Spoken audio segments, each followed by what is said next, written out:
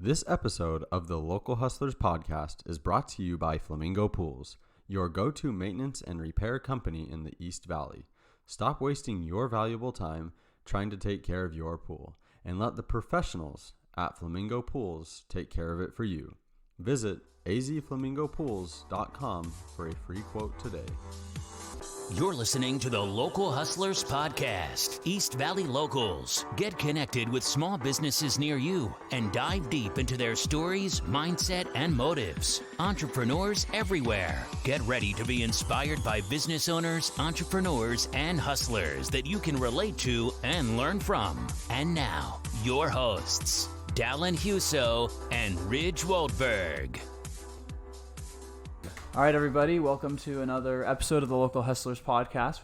We have a very special guest today, entrepreneur, full-time student, 4.0 student, I should add, and the owner of Luxe Skin Therapy and Beauty, Cierra Garcia. How's it going? It's going good.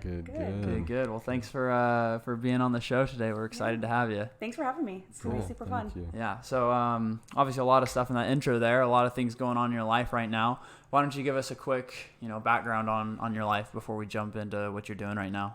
Current life or like my whole history? Current life. I have two kids. My oldest is Tatum. She's 10, and I have a son. He's 8. We just started school. It's online, as everybody knows here in Arizona. So we started last week. So I've been kind of navigating that. I'm married. We've been married for 9 years, together 12. And I told him next summer, because we have a summer anniversary, but I want a big fat ring. So upgrade time. I want an upgrade. So next year's 10 years. So that's funny. But That's awesome. I started Luxe actually right out of school. I graduated aesthetics, and funny thing was nobody wanted to really hire me right out of school. Yeah. I had limited availability, so a lot of times they don't want the newbies, but also my limitations on my schedule. So I was like, you know what, I'm just gonna start my own business. So that's what I did. Cool. Gotcha. Yeah, and it was it was fast. So everything kind of fell into place. So that was nice. So when you say right out of school, is that like esthetician school you're talking about? Yeah. Okay. And did you do that right after high school, or did you do something else in between? So high school, I'm going to age myself, but I graduated 2003 at Mesa High. So nice. I'm native. I live right down the street. But I was actually in hospitality for a long time. Oh, wow. That was my very first job. When I was 15, I started as a server. I bartended. I captained. I was a catering assistant. Oh, wow. Opened in a hotel. So I was a catering director there. And I was doing that for 4 years. And then I think it was 2013. I stayed at home with the kids for 2 years. And then I decided to go into aesthetics. Yeah. So then I went to school. Yeah. What made you decide to go into aesthetics? Funny. I just don't want to be old. I know we're gonna age, but I've always been really big on skincare and things. I even sold Mary Kay for a short period of time. And so I was like, is there something out there that does skin? I didn't even know about aesthetics. Yeah. I just knew of cosmetology. So that's what got me in aesthetic school. Is there a difference between aesthetics and cosmetology? I might need a bit of education. We're not too educated on this. Okay, all right. There's a little difference. So cosmetology goes over 3 areas. It's skin, hair, and nails, and then aesthetics is just skin. So skin. Okay. So it's part of cosmetology. But does it go into more depth? Just of skin, yeah. Right. So because cosmetology, it's very basic because you're learning 3 different areas. Whereas aesthetics, that's all you're doing is just skin. But it also extends waxing and facials and just lashes. So those kind of things too. And so that's where you were focused on? Mm-hmm. Yep. Okay. Yeah, that's what I do. So is there specialties then in aesthetic? I guess people services, just do lashes, specific services that you offer? Yeah, I mean there people have their what is it, niche? Niche. Yeah. Whatever that Everyone word is. says it differently. Yeah, I know, isn't it? It was funny because somebody was talking about baseline, how people say Vaseline. What? I've never heard of that. I don't know. That sounds silly, but people say Guadalupe. Yes. Yeah. And I'm no. No, it's not that. So I know it's funny, but yes, they're niche. Some people focus on lashes, and some people focus on like facial skincare stuff. So they could do microneedling, chemical peels, dermaplaning, microdermabrasion. You could do full body waxing, and then the specialty I think I would say would be like permanent makeup. Because like you see the girls with the brows, either laminated brows, if they did like microblading, ombre brows, powder brows. I wish I could say I knew the difference. I just can tell when it looks a little different. Right, you can tell when you look at a girl's face. Yeah. Yep. So those are kind of the niche. I think permanent makeup is kind of its own animal. So That's cool. So just getting started, did you have like a pretty good idea of what you were gonna like focus on or niche in, or were you just trying to experiment in all those different categories? I wanted to kind of open myself to all of them. My favorites are the facials. I like skincare just in general. I like skincare. I enjoy it myself, but I also like giving skincare tips and treatment plans and things. But also I do love lashes. I love waxing. I tend to shy away from the permanent makeup, like the microblading. Right. So I do it. Yeah. But it makes me very anxious. So why is that? It's on someone's face, and it's semi-permanent. I am good at it, but it takes me, I feel like, longer than a normal person would be. So. You could always test that on Ray. Trying to get his eyebrows. I've been looking for a good eyebrow job lately. So okay, perfect. Yeah, you could be my canvas. So So in your experience, and I know this can apply to pretty much any sort of business, but have you seen more success in like being able to offer more services, or just being like really good at one or two specific things? That's a good question. I feel like you're well-rounded when you offer multiple things. I feel like you shouldn't offer them if you don't feel 100% with each of them. For sure. But there are some girls that, I follow or I really look up to, and they're super good at whatever they're doing. Yeah. I always find it tends to be the lashes. They're super good at the lashes. They nail them every time. Or permanent makeup, or semi-permanent makeup. So if I feel like with me, I like to offer a lot more things and be good at the things that I offer. But I wouldn't discount trying something different. There's some things that I've been kind of looking at adding to the menu. So that's cool. Yeah, but some girls, that's what their focus is on, and they're super good at it. So that's sweet.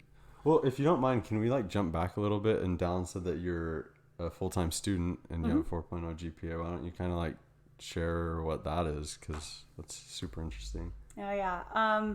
So I consider myself a forever student. I love to learn. Nice. I love going to school. I like the discipline. I like the structure. I was at MCC, and then I got just an associate's in arts. I went to ASU after I got my bachelor's in sociology. Wow. I feel like that's a degree of people, so it's very much passion for just people in general, to help and be empathetic and a servant to others.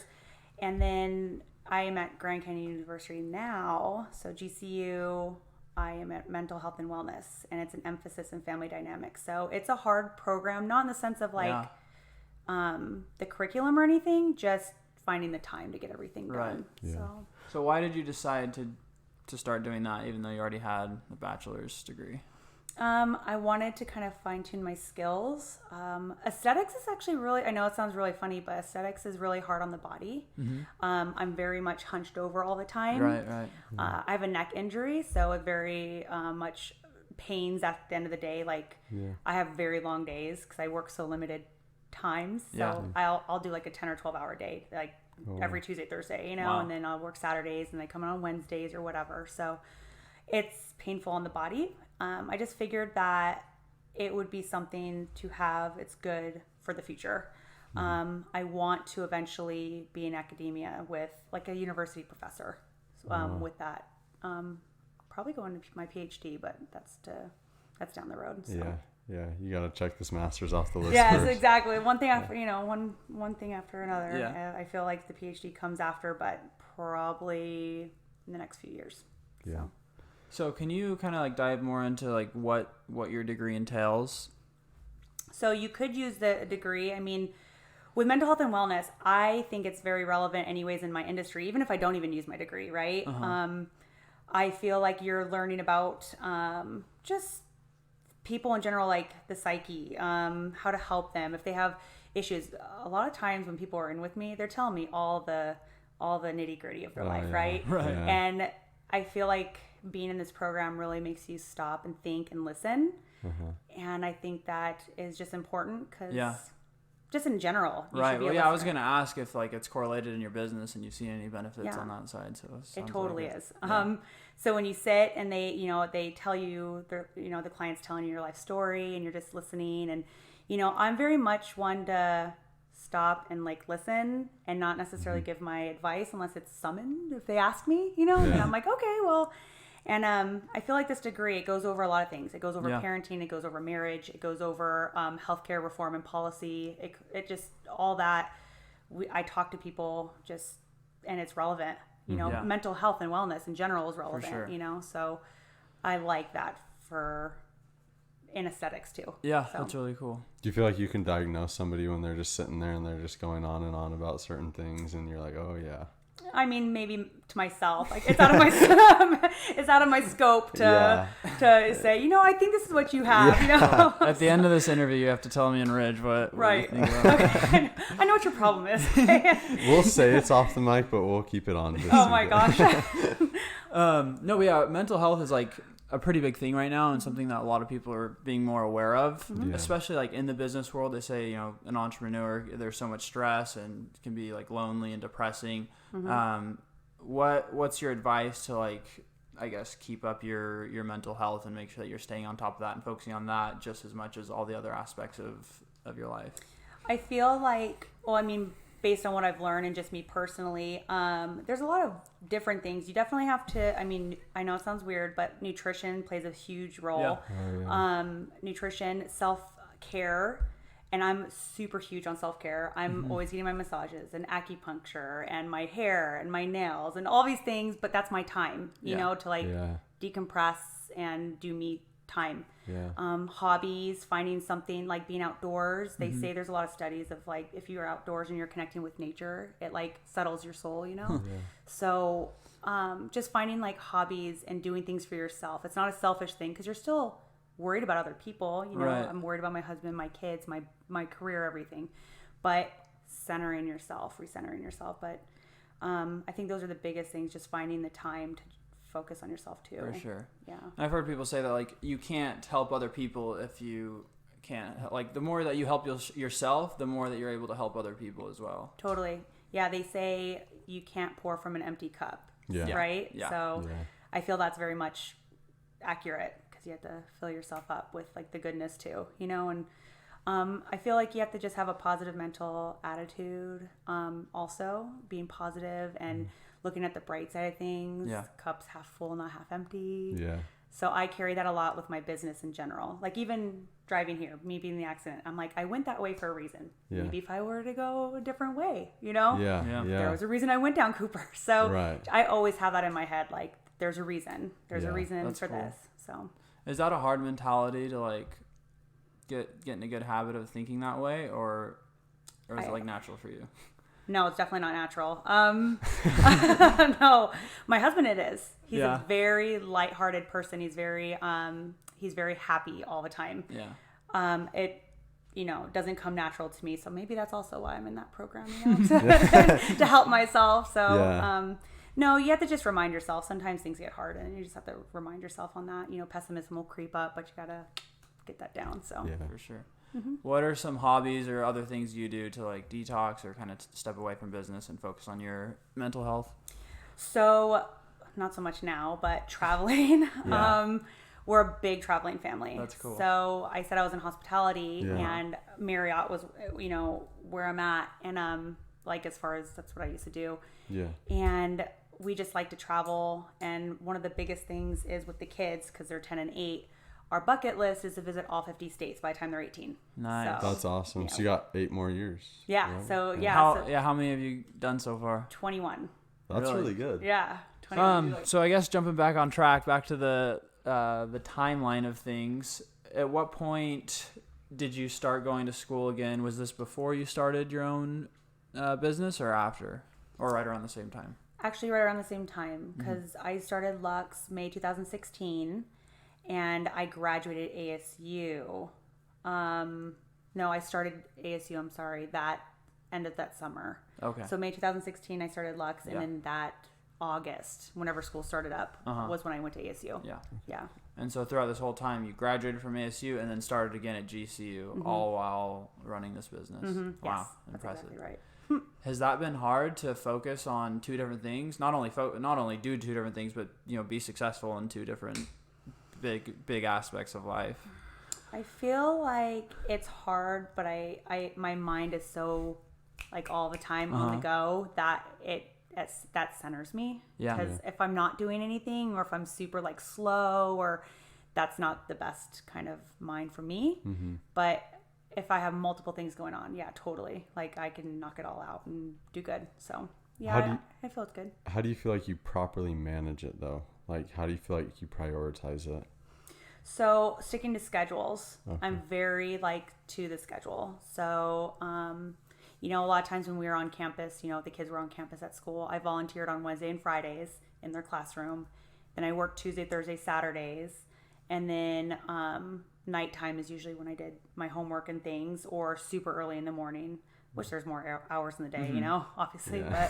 But it was just finding the times. There were some times like I would have a client cancel like right in the middle of the day. I'd have my textbook and I'd just read it, or I'd bring my laptop and I'd do my discussion posts or whatever. Yeah. So finding those little times, maximizing my time. Right. So yeah. I'm curious because I'm so bad at scheduling and I'm always trying to find ways to be better at it. Do you use like an app to do it, or do you have like a planner that you write in, or is it just in your head and you're able to just knock it all out? Oh my gosh. If it was my head, I don't know if there'd be any room. No, I have a planner and I totally have an old school planner, like an actual paper one. Oh, nice, yeah. But I have to have it in certain writing, and I have to have it on a certain pen, and I have to, if I don't like it, or if it's scribbled, or if it's too fast, I white it out and I rewrite it. So hey, whatever works. It's silly, but it works for me. So yeah. That's cool. I'm so bad myself at like sticking to things. If I don't put it down, it's gone. I completely forgot. So I feel like that would be me if I tried to remember everything. Like I wouldn't be able to. Like I could remember weird things like dates. Yeah. Everybody makes fun of me, like, because I was in hospitality. I used to do weddings, and I used to do parties and meetings and all that stuff. And like I can literally just belt out dates. Funny thing was, I did a wedding, April Fool's Day. And if Jasmine's going to listen to this, I'm talking to her specifically. It was her wedding. It was April 1st, Fool's Day. I want to say. Interesting day to get married. I don't think I could. I don't think I could like, do is that. this real? Or? I know, and I'm trying to think. I'm struggling on the year, but I did her wedding. I was there for like her wedding, coordinating her wedding. Fast forward, I'm at Luxe, and I have her come in, and I'm like, I know you from somewhere. And she's like, oh, I don't know. And she had that kind of uncomfortable, like, I don't know how you know me kind of thing. And I was like, I'll think about it and I'll let you know. And sure enough, she left. And then I got home and I was like, I did her wedding. So I texted her and I've had her for the past 3 years and I love her. She's one of my faves. So she comes in all the time. But it's just so funny that that's what I remember. Was her. I remember her face and I remember her date. Yeah. But the year always escapes me. So, yeah. That's cool. So you mentioned right when you got out of school, there was no one that hired you. So were you not planning on starting your own business? Were you planning on just working for someone right out of school? Is that your original intentions? Yes. So original intentions. I remember applying to a popular wax place. And a lash place. They wanted somebody more experienced, and then also open availability. They're like, we want somebody full time, just open schedule. And I just couldn't do that with the kids. Right. And so I just remember, no, I did not have intentions of opening. Eventually, yes, but not at the time. I remember doing like some folks at my house. So I was taking clients at my house and doing lashes and things. And, my kids would be yelling at each other in the background. My dogs would be barking, and I'm like, this is not ideal. So I looked at my husband and I said, I have to get a place. Like, I have to get out of here, And he's like, do you have clients? And I was like, no, not really. I mean, I have a handful, but they'll come. Yeah. They'll come. And he's like, okay. So that's just how it happened. Wow. So I rented a space, and then they came. Wow. Isn't like that movie, You Build It, They Will Come? You know? Yeah. Was that a Super big true. leap of faith for you? Well, the way you told the story, it sounds like you were pretty confident in yourself and your ability to get clients, or maybe just in the work that you do that you knew they would come, or like how nerve-wracking was that to rent a place and get going on your own? It was nerve-wracking. I feel like the biggest thing was in my head paying the rent like every month, right? Yeah. Because I'm like, okay, well, I don't want to do all this work and all these clients, and it's just like going to my rent. So I had to set it up where I'm like, this is how many clients I need per month. This is how much, supplies and whatever equipment costs or, product. And I just kind of laid it all out. Yeah, so you had a bit of a business plan. Yeah, so like a business plan, financials and stuff. Right. And so I was like, okay, as long as I hit this amount of people, then the next month it just kind of steamrolled, like I hit it, but then I went more and then whatever. So I always have these little goals in my head. Yeah. I have a goal set now, and I mean, it's just a personal goal, and still kind of working on it, but it's a work in progress, I guess. Yeah. So how do you get over the fear of like taking that leap? Like you said, you had nothing when you were starting, but you just got a place. How did you get over that fear and just do it? I feel like I do that a lot with everything. I'm very, if I have my mind set to something, I just do it. Yeah.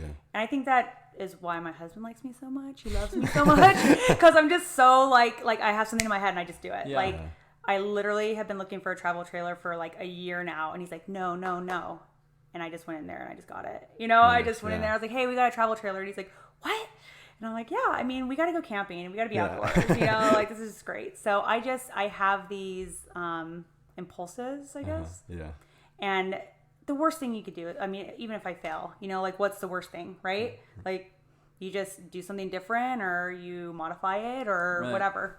So I don't really have that fear so much in anything I do, not just business.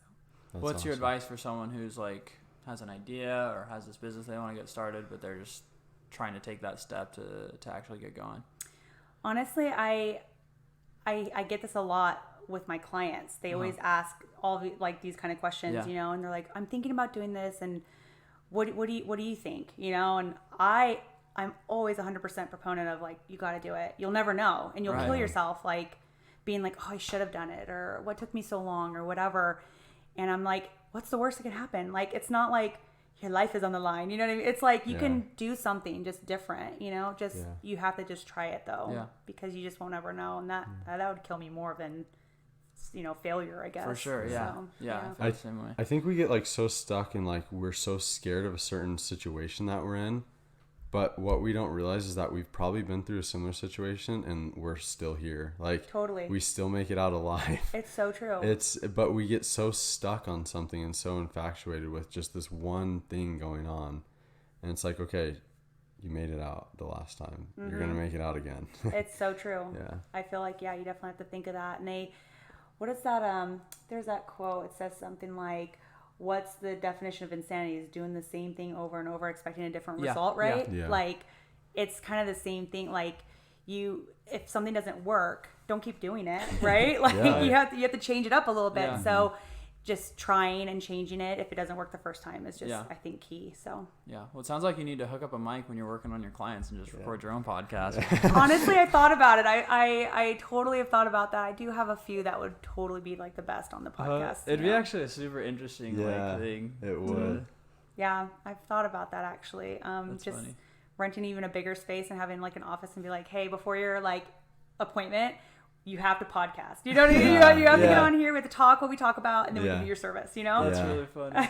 Well, because it just all comes out when you're, I don't know, like when I'm talking with my barber, like I'm just telling him whatever. Like I don't really care, and it's just nice. Yeah, just have those deep combos sometimes. Yeah, it's absolutely, because I also think there's some things that people want to say that they can't say to their friends or family. Right. Yeah. And not that I'm a stranger, but I'm not somebody in their life that like you don't have much connection. Yeah. Like, and you're not gonna like judge them for totally not. And I think that's why they feel comfortable talking, and when they're on that flow, I just I zip it and I vibe with whatever they're like saying. I'm just listening, and then I'll if they ask me something, they're like, what do you think? Then I'll say something. I don't like offer the advice or whatever, but sometimes they just want to get things off their chest, and or they'll tell me these wild stories. Like I'll confirm their appointment the day before and like, oh, I have a wild story for you. I'm like, oh my gosh, and it's like the best thing ever, because then you think about it and you're like, oh, it's gonna be juicy, right? Yeah. So I love that. I love days like that. So do Do you spend more time cleaning your pool than you spend swimming in it?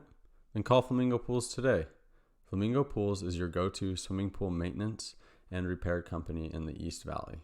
Whether it's weekly maintenance, repairs, green to cleans, or one-time cleanings, Flamingo Pools will take care of you.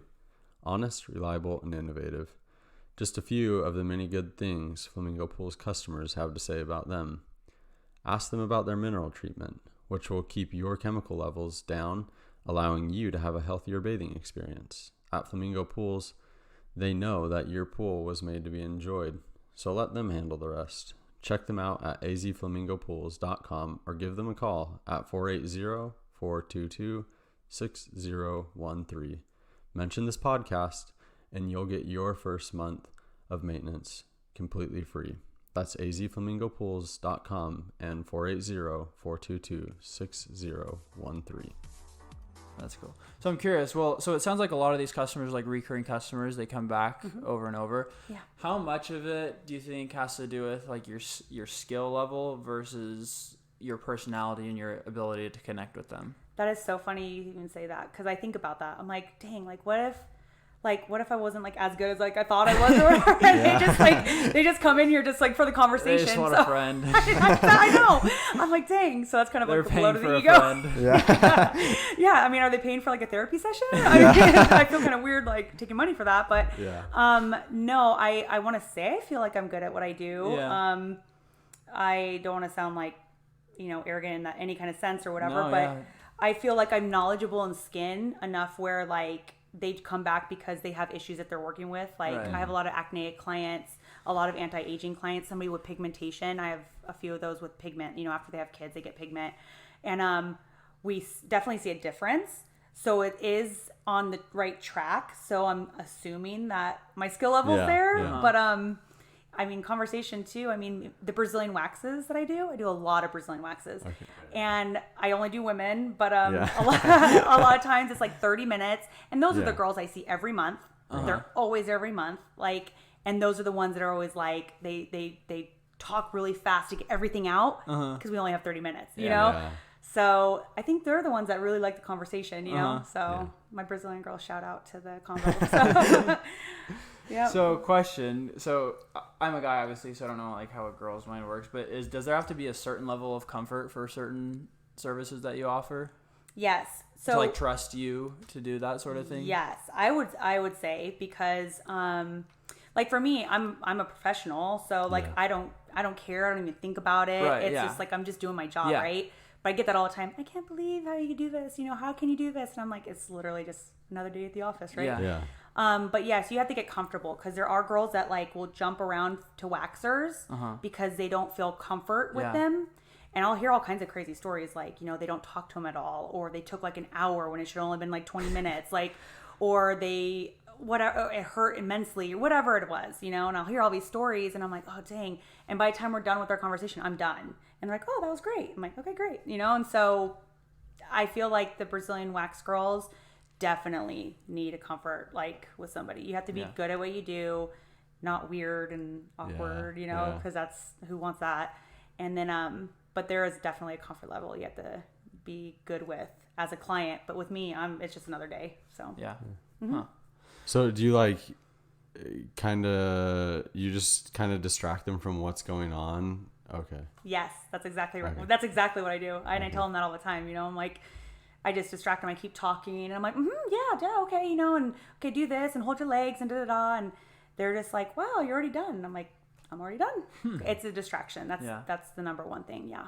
Huh. That's interesting. Where do you find these clients to begin with? Like how do these loyal recurring customers find you in the first place? So when I first started 4 years ago, I specifically, when I was in school, I'd have models. Yeah. So the models would come in, right? And I had to graduate school, you have to have 100 faces in front of you, okay? Because you have to look at all the different kind of skin disorders. If it's, sebaceous hyperplasia, if it's actinic keratosis, whatever it is, you have to see all the different skin conditions, right? So you have to have 100 faces in front of you. So I would just make like a little cute, like, I don't know, graphic or something, and post it all over Facebook. So people would message me, hey, I saw, your ad, can I be a model, right? So that's how they got into school to be my model. Fast forward, when I graduated, I contacted that whole list of people. So I said, hey, I'm on my own now. Would you, consider coming in? And it's like, you were a model once. Come and get, let me do services on you, right? Mm-hmm. So that's how they started coming in for like facial services and lashes. Groupon, I actually ran a Groupon for Brazilian waxes because I needed to feel more confident in it. Yeah. And so I started out with that.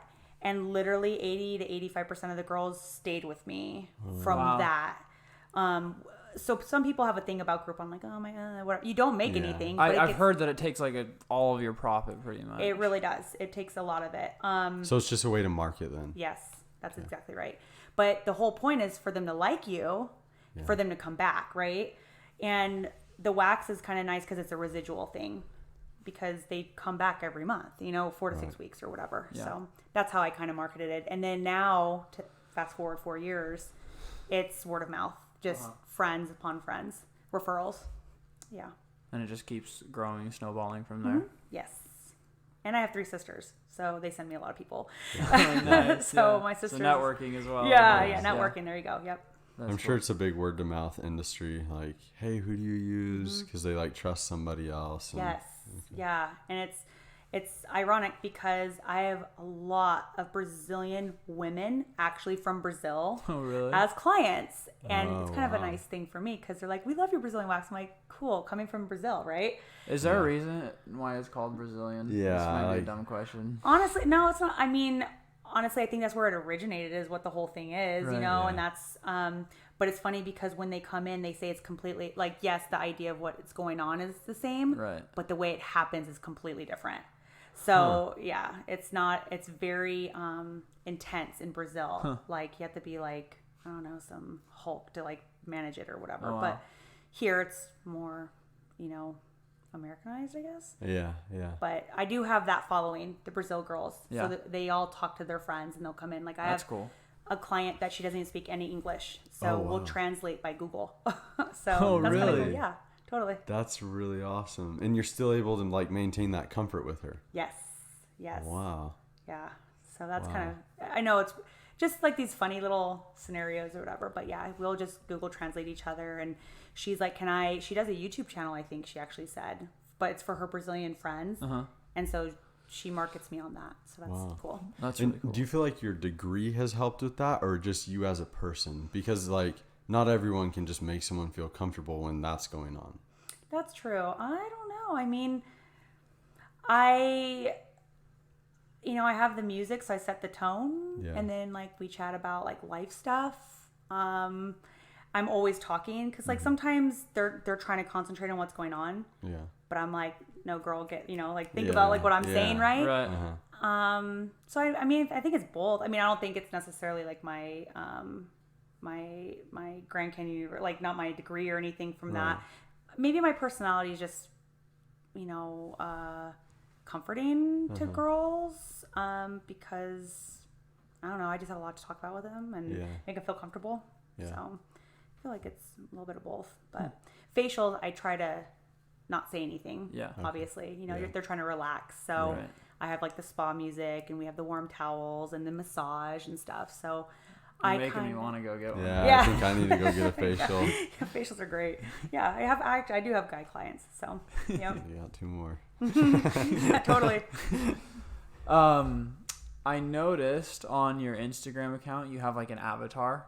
Oh yeah. Do you want to talk about like why you did that? What the story is behind that? Okay, so the avatar came because I don't actually like to be in front of the camera ever. I just don't. Even like doing this is like a step out of my comfort zone. But I like to push myself out of my comfort zone because that's where growth happens, right? So, my avatar is for the days that I don't want to be in front of the camera. So I pop my face on as like a special I have going on, or I don't know, something that I have to, broadcast, like, oh, hey, Dover Road's closed, take an alternate route, or whatever it is. So I use my avatar instead of my face. Oh, I know. Where did you get it made? There's a lady on one of the Facebook, it's Arizona Estheticians page, and she had gotten it done by this one girl. Her name's Irina, but I can't remember her company. I could look it up, but her company took about a 2-week turnaround. It was like $50. And then you send in a photo of your face, like a close up. Yeah. And then a outfit from Pinterest, whatever outfit you want. And then your tools. So like my tools for an esthetician, I had like a spoolie brush, tweezers, a wax stick, whatever. And so like my avatar's holding it, right? Nice. So you just send that information in, like those photos, and she just, makes it up. So yeah, That's really cool. It was really cool. I liked it. I love using her, and I tried different backgrounds with the avatar and stuff. So. And so is it just like one picture, or can you get the avatar like doing different things with their hands, or like how does that work? I don't know. It's just the one picture, but I've been thinking about that. I would really love like a Bitmoji, right? Right. Like Yeah. The different like things, right? I kind of want that. That'd be kind of cool. Yeah. Or if you get like a moving of it to do. I think that's the next adventure. Yeah. You got to figure that one out. I know. That's absolutely. I've been thinking about it. I'm like, how can I do that? But she gave me the rights to it, so it's not like I'm infringing on that, right? Right. Like, Yeah. No. I'm like, it's you mine. Own the avatar. Yeah. It's mine. It's me. Yeah. that's my person. So I don't know, but I definitely would like it to be in action, but I just don't know how or where. So. That's cool. Rich, we might have to get ourselves I some know, avatars. we need some avatars. Totally. We'll work on Do it. the work fun. for us. Yeah. Yeah. Where did the name come from? So I just like the name Luxe in general. Is Luxe like short for luxurious? Yes. Okay. So that's exactly right. Okay. I liked that because it just seemed like a step up above the ordinary, right? It's like luxury. Yeah. I put skin therapy because I wanted people to know I was skin, but not just skin. So that's why I added the beauty. But then as I go 4 years later, my husband's like, why don't you just take off the therapy? Just do Luxe Skin and Beauty. But I'm like, but then I have to redo all my stuff, my marketing materials and everything. And he's like, well, you should just do it. So maybe I'll rebrand down the road. But I really like the name Luxe in general. But there's a lot of places that have Luxe that I don't want them confused. That's why I kind of made it as specifically like that name. So does Luxe, because obviously luxurious sounds like high-end, does that attract more like high-end clients to you, do you think? Probably, I don't think so. I feel like my people are a lot of everywhere, every kind of woman, not just luxury women. I have really young girls that come in. I have, older adult women, middle adult, women with children, women not with children. Like I have all kinds of people on the spectrum that come in, Yeah. And so I don't think that it targets just a specific kind of lady. So no, I think Luxe was just a cute name for me. So yeah. What's been your pricing strategy? Like, have you tried to be lower than most people and be an affordable option, or are you more like high-end pricing, or somewhere in the middle? Like, what have you decided on? So I'm right in the middle. When I first started out, within a 5-mile radius, I kind of looked at the pricing menus for pricing menus for other estheticians nearby. I didn't want to be super low and I didn't want to be super high, so I kind of fell right in the middle. I did just a slight price increase in May when we came back. We got the shutdown. I was at home during all of April when DC opened us back up May 8th. I did a little slight price increase. It was only like $5, so it wasn't a lot. But I haven't raised my prices for years. I mean, my prices has literally been the same since I've opened. So I just did a little slight increase. But as far as pricing strategy, I base it on cost per treatment.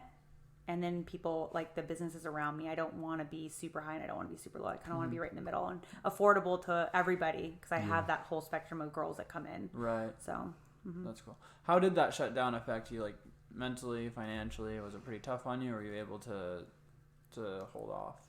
I was able to be okay because my husband was still working. He's a superintendent, so cool.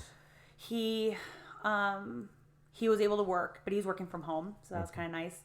But I stopped taking clients like end of March or mid-March because actually I had that vacation for New York. Oh, yes. So I was literally off starting March 17th was when we were supposed to be in New York. Right. Nice. So I was off starting then, Yeah. and then I didn't go back until May 8th when DC opened us up. But for me, I kind of just fell in the middle. I was okay with us closing, and I was okay with us opening. I was like, whatever's going to be is going to be. So I had to we were financially fine, but it affected me because I thought I was more of an introvert, to be honest, but apparently I'm an extrovert. I need that social. So found that out about myself. But I missed my girls. I missed the conversations. I couldn't wait to get them back in because I'm like, oh my gosh, we have 2 months to talk about stuff, it was more of like social. I missed my social time with, my friends and my clients and stuff. So, but financially I was fine. And then mentally, I got more time with my kids. So I was okay. That's cool. Yeah, I was okay. Awesome. I got to, we did all kinds of stuff, outdoors, but distanced. So, well, it's what you talked about earlier, like finding like the glasses half full. You found, ways positive things from your business being shut down. Yes, that's exactly right. Yep. I want to talk a bit more about like the business aspect of things. So like what is your ultimate goal with Luxe? Like, do you want to grow this bigger? Do you want to hire employees, or do you want to keep this as just something that you do on the side that you make some extra money with? I definitely would like to get a bigger building. Mm-hmm. I would like to get 1 or 2 employees. I would like to get them fresh out of school like I was. Yeah. Mm-hmm. And then train them the way that I know how to train them, because I feel like a lot of the new girls, because when I get my own facials and stuff, I go to places, I don't ever tell them I'm an esthetician. I don't like that weird, like, I don't want them quizzing me on things. Right. Like, I don't want them to be like, well, what is this? And I'm like, I'm just trying to get a facial, So I don't say I'm an esthetician. I just get my facials, or I could dermaplane my own face, but I still like the relaxation. Right. Right. I don't want to do that to yourself. Yeah, it's like not relaxing. I'm like, here's a hot towel on my face, but I like to relax, so I don't say anything, and they just do what they do, But I definitely notice a difference. I could tell when they're a little bit newer. Yeah. Mm-hmm. And I don't offer them any suggestion. I think it's super rude, so I don't say anything. But I would like to get them fresh out of school. So if I was to hire, I'd like to get a new girl right out of, or boy, whatever, out of school, and then teach them what I know and teach them the way that I do things, because it would be helpful, and then I can grow in that way. Right. Get more clients, because then I can share the load, Yeah. Right now, I actually have my sister. She's a cosmetologist. So I have my sister coming on Mondays, and she does the Brazilian waxes on Mondays. So that's kind of cool, because, she's my sister. I love her. And I would love to see her do big things, or do a side hustle, with me. Yeah. So that's cool. At what point do you plan on hiring someone? Is it more on like waiting for the right person, or just when you're too busy to do it all on your own? I want to wait till after I graduate. I was supposed to graduate this December, but I took a leave of absence during COVID because I was with my kids, and I had to teach, I had to do everything online at home. So I took a leave of absence for GCU just from the COVID time. I think it was like March 28th, and I went back like May 12th or something like that. And so I was supposed to graduate this December. So now it pushed it back to next March. Gotcha. So as soon as I graduate next March, that's when I want to do something different. Like, I want to get something bigger. I want to make it mine. I want to make it like maybe rebrand at that time. Who knows? You know? Yeah. But then hire somebody and just kind of expand. So that's cool. How much time do you feel like you spend like on the business versus in the business? So like working on people, working with your clients versus like the business side of thing, like finance, trying to find new customers, etc. So I don't do a lot of finding new customers at the moment. I'm pretty good with, I could always, I love people. They could, that's fine if I get new clients, but I'm saying like, I don't advertise You're so not much actively marketing to new people. Yes, that's exactly right. Right now, I actually spend a great deal of time scheduling because I will literally, and my cell phone is my business phone. Ooh. So when I'm sitting at home at 9:30 at night, I'll get a text like, hey, do you have something tomorrow? Or, oh, hey, I have an appointment on Thursday, but can I change it? I got the day off. Can I come earlier? Or whatever it is. And which I don't mind. Obviously, I would set limits if I did mind. I don't mind. Yeah. But I do spend a great deal of time schedules and then updating schedules and then blasting out the times that I have open, because that's what I usually do. I always book a month in advance. Oh. So like the first of the month I book for the next month. So what is it? Saturday's August 1st. I'll put out my September schedule. Oh, gotcha. So then all my regulars see my Instagram. They say, oh, I see that day and time came up. Huh. And that's how I get a lot of them to schedule. Oh, that's cool. So you do it through Instagram to show them what you have. So I have a website so people can go on my website and book. That's cool. I open just certain windows that I need to fill. Like there's some times that are harder to fill than others. Like mornings are easier and evenings. but during the middle of the day. Yeah, it's slow. Yeah, it could be slow, but I get moms that their kids are in school or, nurses that slept for the morning. Now they could come in, whatever. But there's slower times. So I open that up on my website so they can book it manually, or they could text me, or they could call me. So, and that seems to be, it works for me as far as like always knowing my schedule a month in advance. So that's cool. Did you figure all that out on your own, like the website stuff and things like that, or did you have somebody help you out with that? So when I first started, I didn't even think I needed a website. Yeah. Which, I mean, thinking about it, I'm glad I did get a website. Yeah. But I was contacted by a website developer called PageVamp. Okay. And they actually did the whole website and then sent it to me and was like, this is what we can do for you. And I was like, ooh, I like it. Huh. So I just been with them ever since. Cool. And then they use like a booking program. It's called Simply Book Me. And it was just all done for me. Every year I just renew it and it's great. Nice. So I like that. Cool. Yeah. Mm-hmm. So do you recommend that for someone that needs a quick website then? Totally. They're on a different time zone though, so it's kind of weird because if you ever need anything from them, it's like at 3 a.m. or something. Exactly. Yeah. It's like I have to message them at like weird times. Yeah. But I just renewed it in May, and I noticed on my website it said not secure. So I was like, oh no, that's a problem because people aren't going to put their information if it's not secure, right? So I had to message them at like midnight, so they could get it. I think they're from New Zealand or whatever, but so they got it, and then they're like, no problem. So they SSL'd it or whatever it's called. I'm not techie, but that's what they did. So it was really quick, but it was a weird time. So yeah. Has this whole process of like getting customers, setting everything up on the business end of things, has it been easier than you thought, harder than you thought, or was it kind of like what you had in mind? It was kind of what I had in mind. It wasn't super hard. I feel like the techie stuff is super hard. Yeah. And when I say techie stuff, I mean like the websites, like the social media, getting followers, right. Growing your, people you're following or whatever.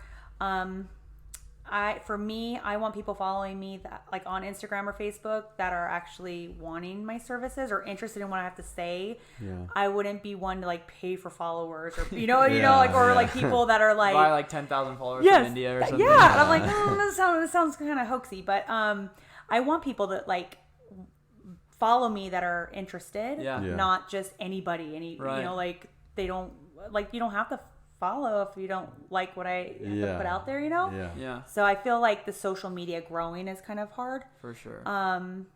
Let's see. As far as marketing, like I just don't know what the best ways are.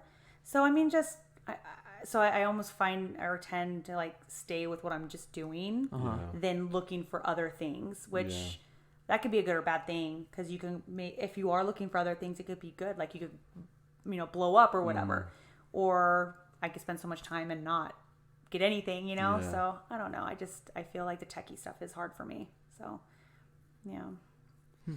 It can be difficult. Tech is an interesting thing. You kind of have to sit down and just really poke at it for a little bit, but yeah, totally. Why you kind of get someone to do it for you sometimes. So. I'm a creature of convenience.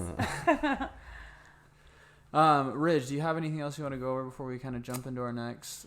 I think I'm pretty good. I think I need to study more on aesthetics and stuff. To take care of my face and skin. Yeah. I was looking at myself during this. I'm like, wow, I really don't care for my skin, I guess.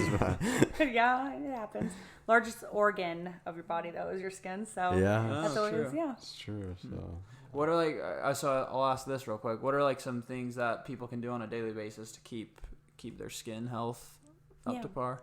Yeah, I mean, as far as you should definitely, we live in Arizona, so sunscreen is a must, obviously. Mm-hmm. I was just having this debate back and forth with my sister because she's looking for a new sunscreen and or sun protectant, and she was talking about titanium dioxide versus zinc oxide, right? And like, just when you're looking at different sunscreens and like the SPF, you have to have at least SPF 30. I mean, higher is 50 is good. Yeah. But once you start getting these like ridiculous ranges, like SPF 1 million, it's all the same, right?